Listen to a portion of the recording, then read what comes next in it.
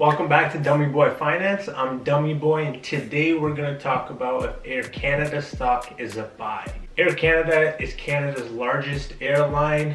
Obviously, it's in the aviation industry, and I'm here to tell you guys the facts of what I believe is going on with this industry and if I think this stock is a buy. So currently the stock trades at about $21.78 as I am recording this video. The aviation industry is only going to get bigger in the future. But with that being said, is this a business model that you want to invest your money in? Is the real question. So right now we're in a global pandemic. Disclaimer, I am from Canada, so I know how conservative of a country we are, and we just implemented another lockdown. We have restricted flights from Canada to the UK. We only have domestic travel. We have no travel even to the United States. So as an airline in Canada, this could not be a more worse time for you. If Air Canada was in India or China, I think it would be doing a lot better. But because you're in Canada, you are going to suffer a lot more because of Canadian policies. Secondly, Air Canada flights only make money when they're in the air. So when they're on the gate, sitting on the ground, they are losing a lot of money. So I am going to go into the financial statements of Air Canada on its most recent earnings call. So as you can see, total revenues of 2019 at September 30th was about 14 billion compared to 5 billion this year. So obviously these are numbers you want to see in a company, a lot lower than what they were last year. The operating income loss has been also extraordinary. We have $2 billion in the 9 months, and we have 785 million just in the quarter alone. Net loss per share so far has been $12.58, and that's quite high in my opinion. So the biggest thing that I just want to bring you guys' attention to is that so far in this quarter they have lost 332 million and $3 billion in the 9 months ended September 30th compared to making almost $1 billion the year before. So the airline industry was in a good position before this pandemic, but because this pandemic has hit, there's a lot of factors that have changed the course of this investment. And one thing that is for sure is that the government will not let this company fail.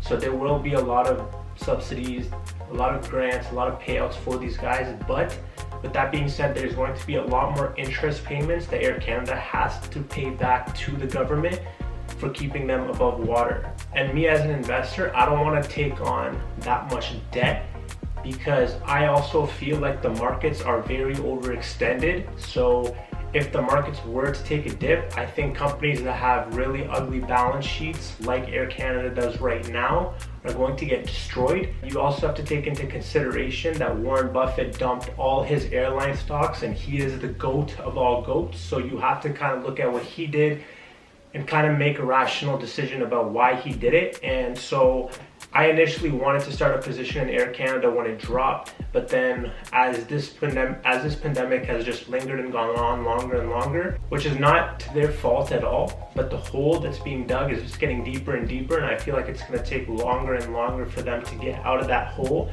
and become a profitable company again.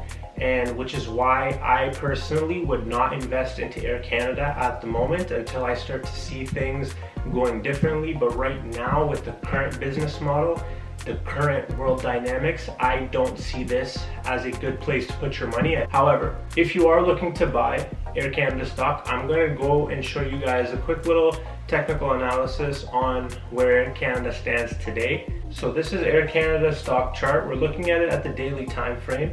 So since the March drop, it has been trading inside this price channel, and so right now would not be a good time to buy this stock. As you can see, it's still in the middle of this channel. If you are looking to buy, I would say wait till around 1870-ish.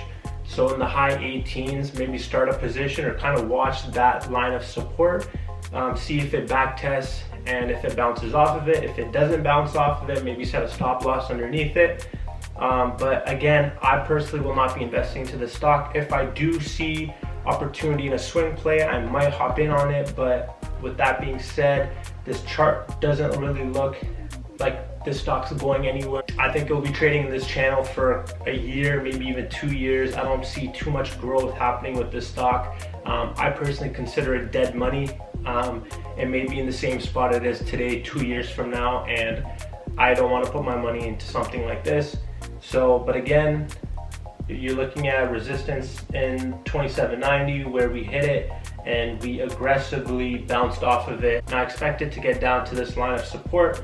We'll see if it holds this line of support, and I'll keep you guys updated on this chart because I know there are a lot of people who are interested in Air Canada, but for the time being, I do not recommend getting into Air Canada right now. Hold on to your money, other places to put your money. So Air Canada has lost $3 billion and their market cap, according to this, is $6 billion. So they lost half their market cap in a matter of less than a year. So that is not looking good for me, and I think that their Q4 results are going to be extremely weak. I think their Q1 is going to be weak.